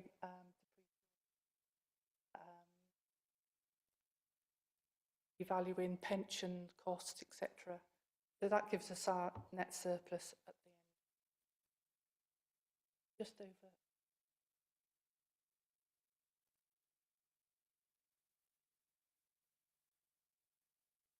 The next statement is our cash flow statement. So this is a summary of the movements in cash that go through our bank account. Also includes what are called cash equivalents, which is things like short-term loans, etc. And it reconciles back to the income and expenditure account by stripping out all the things that aren't cash-based, the non-cash.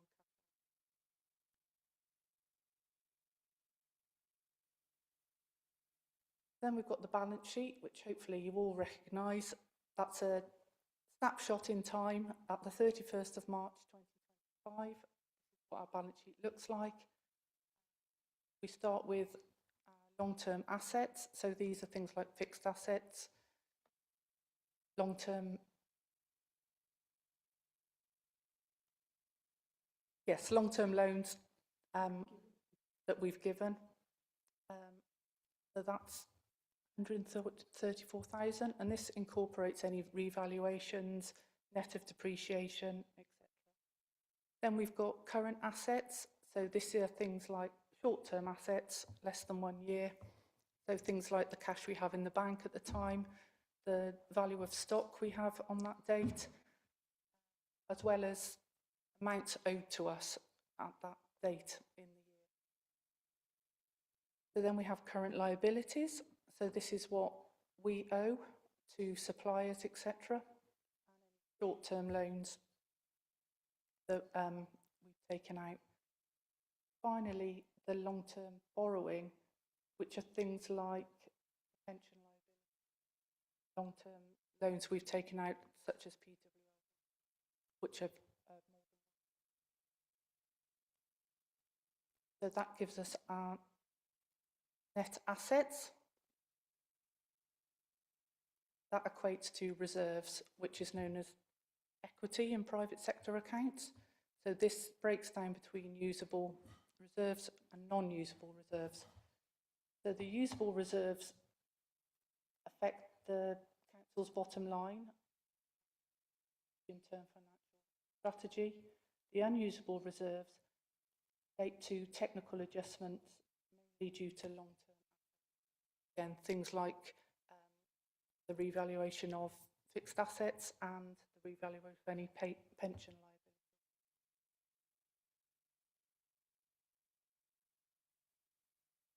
Then we have the movement in reserve statement. So this shows the movement in the different reserves split between usable and unusable. There are statutory transfers made in and out of these reserves.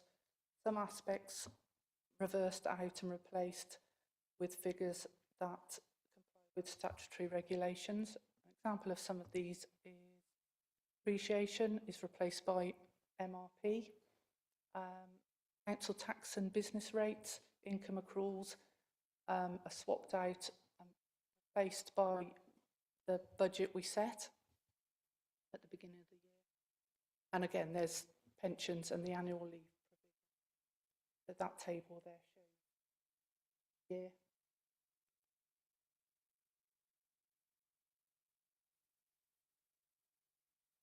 Next slide, please. Then we've got the movement in the usable reserves.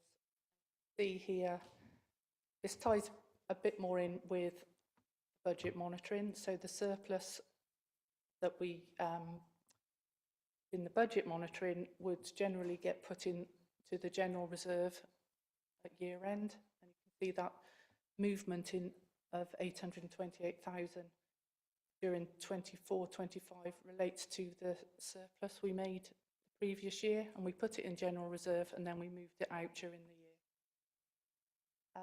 And then you've got your earmarked reserves, which are obviously reported on a quarterly basis.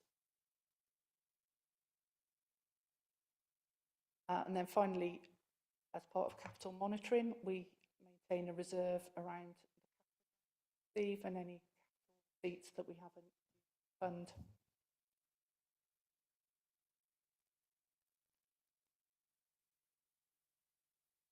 Got there quick.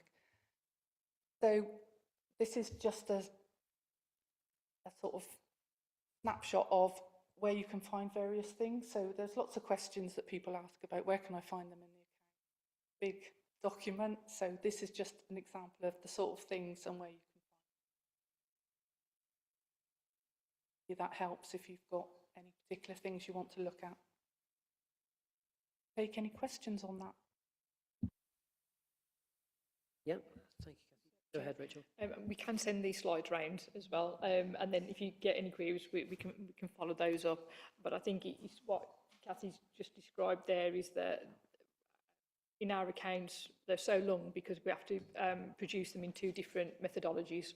One, international financial reporting standards, so that's where you'd have your depreciation and pensions accounted for differently. But because we're a council, we don't actually have to charge depreciation to tax and business rates, so we reverse that out and replace it with additional costs. So that's why the MERS is bringing those transactions together, and that's why it causes complications. So when we talk about council tax, when we set the budget next week on the 24th, it doesn't matter how much we actually collect in council tax, we will bring that, 4 million, 7 million pounds into our accounts in 26, 27, which goes against the grain of normal accounting, which do it on the activity and based on what you would forecast. So again, it's one of those things, and it's getting a bit techy, and I'll shut up. But it just shows you those differences in terms of how we have to produce the accounts, and what we give you as budget monitoring on a quarterly basis is compliant with regulation, and what is your money that you can spend on services versus national financial report on an accruals basis. So, Thank you both.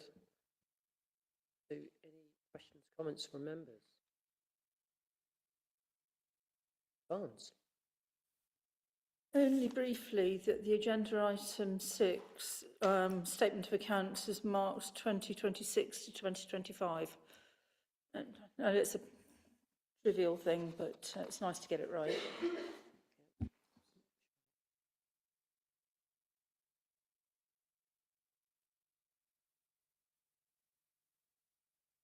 Well done.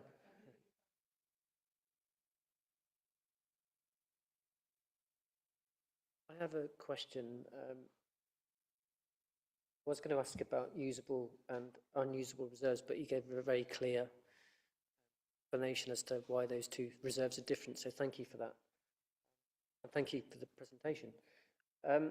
It was in the comprehensive income and expenditure statement.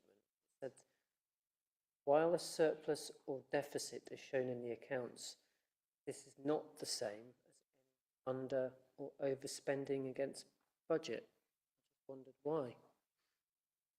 Not being an accountant, I would have thought that it's all about, but why is a surplus or deficit shown in the accounts not the same as showing under and overspending? It's because of those difference of accounting.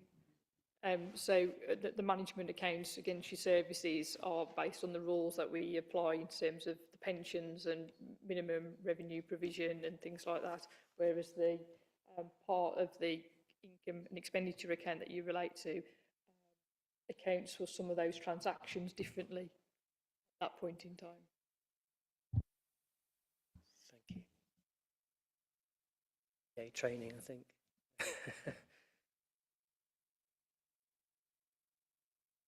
Any other questions, comments from members? Got three.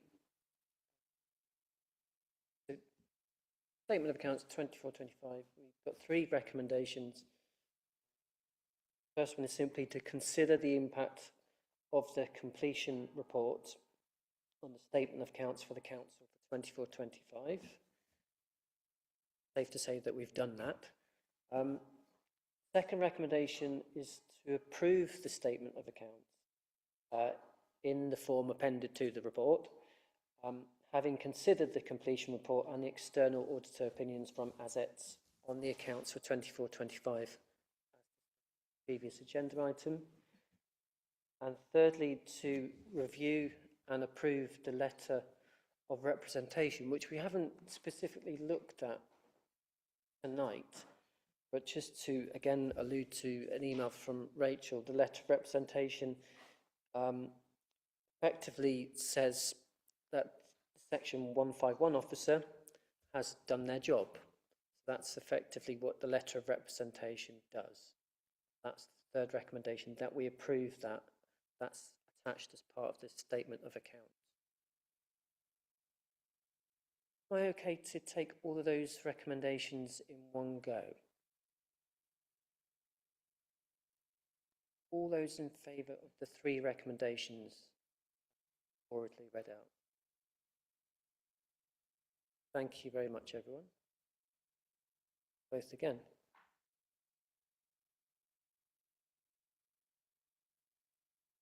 Related to that, we're going to go into agenda item 7, Treasury Management Strategy 26-27. Apologies again. Taken from Rachel. Thank you. Thanks, Chair. So this is the sort of the annual strategy for Treasury, which just as a reminder is the management of the council's cash flows, borrowing, its investments and managing the risks of holding a lot of cash or investing it in safe environments. It's a strategy that we bring back to this committee on an annual basis, and it goes onto full council. Most of the things are very similar to previous years, but just to highlight just a couple of points. For 26-27 budget setting, we are anticipating that Treasury investments will generate a yield of around 3.25%. Now, that can fluctuate, but that's how we've set the budget for future years. And our long-term loans, we've assumed we might have to pay an interest rate of 4.5%. So again, that's just what we would then measure the budget, the actual performance against during next financial year. Just to give you some local context, on the 31st of December last year, the council held £13.8 million of long-term loans, and we had £17.3 million worth of investments, and there's some information in those loans and those investments in Annex B. I think it's important to highlight that we are anticipating increasing our long-term loans, and that's I've mentioned as part of budget setting during the year that we've got a lot of capital schemes where we've been able to utilise the grants that we've received up front, and we've had money put aside in reserves, but now we're heavily into the delivery of those schemes. The sort of the internal borrowing that we've been utilising will come to an end, and then we'll have to take out sufficient loans to cover that capital expenditure. And you can see that in table 2.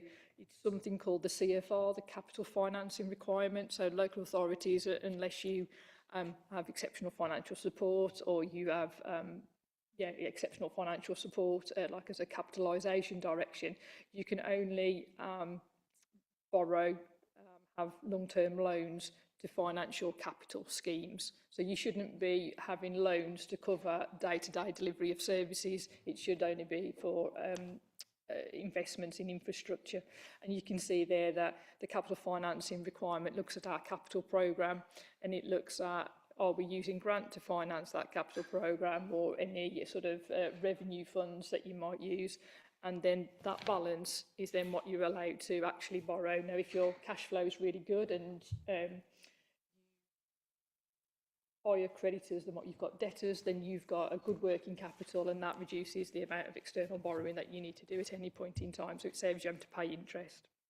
You can see there in table 2, our actual CFR at the end of March last year was 28.4 million, and we forecast that to rise to 37.2 million, and again rising to 42.5 million. So you can see that our capital financing requirement is increasing, and that's driving our need to potentially borrow. At the bottom of that page, saying that page 129, there's just a statement there to say that during the year that we are anticipating an increase of £5.7 million worth of loans. So what we have with our loans, we will pay so much off during the year, which we've made a repayment of 1.3 million, but we also anticipate taking out new borrowing of around 7 million over the next few weeks or months. But we are managing our cash flow and reviewing it every fortnight at the moment, because at the end of the financial year, you do tend to get government distributing a lot of funds all in one go. So we're just keeping an eye out on cash flow at the moment. The other thing just to mention is that on page 130, we've got sources of borrowing, and normally as a local authority, it's very easy to access finance. You know, you can just ring up the Public Works Loan Board on a Monday and just say that I've got a capital scheme and I need £5 million, and by Friday, you know, the money will be there. And you can obviously go to different banks and organisations, but we have included the option of going to community municipal investments. So that's something I'm exploring at the moment. It's in here as a strategy item to allow us permission to do that if we needed to or wanted to. It doesn't commit us to make any borrowing from that route at this point in time. And everything else, it's sort of just commentary that we've had from our Arlene Close, who we use as Treasury advisors. It talks about the Bank of England base rate changes. You know, there has been a cut, but there's nervousness about future cuts because of inflation. Just finding that right balance, and that's why the committee, you know, it's not unanimous when it did its last cut. I think it was 5-4 in terms of numbers, so that's just why nobody really knows what's going to happen. It's a fine balance going forward. Happy to take any questions. Rachel, my own, but before I ask those, Councillor Barnes. Barnes. Thank you, Chair. As we're going into a unitary authority in a couple of years, how are you so confident in some of these later predictions? Obviously, we'll be part of a much bigger financial organisation, and they may have different priorities. So I can see why you're doing it for the next couple of years, because we'll be still in existence. But is there a particular rationale for going beyond that stage on these, having a 5-year window rather than maybe only a 2 or 3 year window? I mean, I think, yes, we are definitely going to a new unitary and the whole world can sort of change then, but there will be a lot of policies and strategies that will have to be harmonised, and that could take some time to actually do. So, you know, as it stands at the moment, we've got a capital programme, we may have capital commitments and contracts, so we may enter into those now, but it might take, you know, they might not finish until after we're already part of a unitary. So, you know, it's about managing those cash flows and those commitments and understanding our starting point. But things like the capital financing requirement and our loans, you know, if we're one unitary, everything will be aggregated together. If we're two unitaries, we have to go to the county's balance sheet and work out how we separate all of their equivalent numbers so that we form the new unitary, the southern unitary, you know, with our figures plus a proportion of the county's numbers. So we need that data to sort of aggregate. But like you say, some of the things that are underpinning that capital financing requirement might change when we go forward. We might have somebody that's got lots of reserves. We might have authorities that have got lots of loans and already debt. So, you know, it'll have to all be worked out in the future, but it's good to know if we don't make any changes, this is how the future's looking, I suppose is my response. Okay, thank you both. Councillor Mace. Thank you, Chair. As the Vice Chair of Policy Resources, I've had the enjoyment of reading this report a number of times so far, so I'm glad to see it again. I did have a question that was passed on to me by a member of the Green Group about Arling Close, our Treasury Management Advisor. Apparently on their website, they don't have any kind of statement of their carbon impact. Is that something we can ask them if they have considered, please? Yes, I could certainly ask the question. Okay, questions? Jagger. Thank you. I just have a question regarding just hearing you talk about cash flow. Given the capital programs that we are investing in and the money that is invested and some of the volatility that we've talked about in terms of business rates and how the government grants work, how confident are you that if we had an emergency, let's say within a month, we could get enough cash to deal with that in our current position? I've got no concerns about getting cash.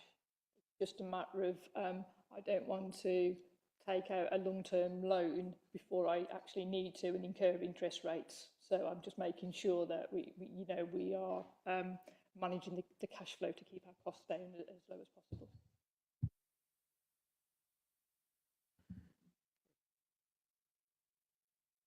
Yeah, I'm going to, Rachel, if it's okay, repeat at least a couple of the questions that you will already have seen when we had the planning meeting for this committee. I think it's worthwhile to ask them here and now, if that's okay. So you mentioned loans.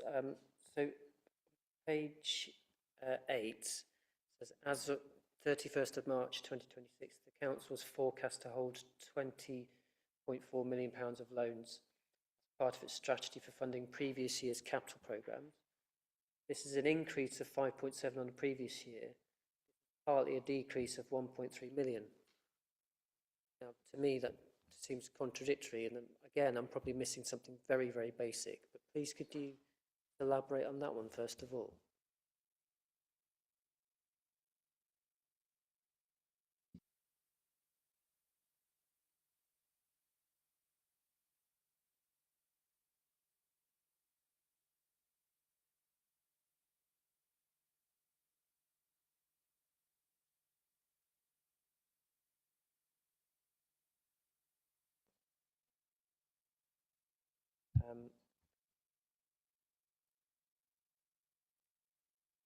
That question about that Bank of England vote, 5-4 in favour. We'll move on from that. But genuinely, on page 20, I'm just going to read out the excerpt and then add the question at the end. So it said, the medium and long-term gilt yields continue to incorporate premia, UK government credibility, global uncertainty and significant issuance. These issues may not be resolved quickly and we expect yields to remain high. The question is, what does that mean? I'm not an economist, but I mean, essentially premium is just a premium that is a compensation for higher returns if the risk is deemed higher. I can probably get something better to you, structured response, but that's probably the best.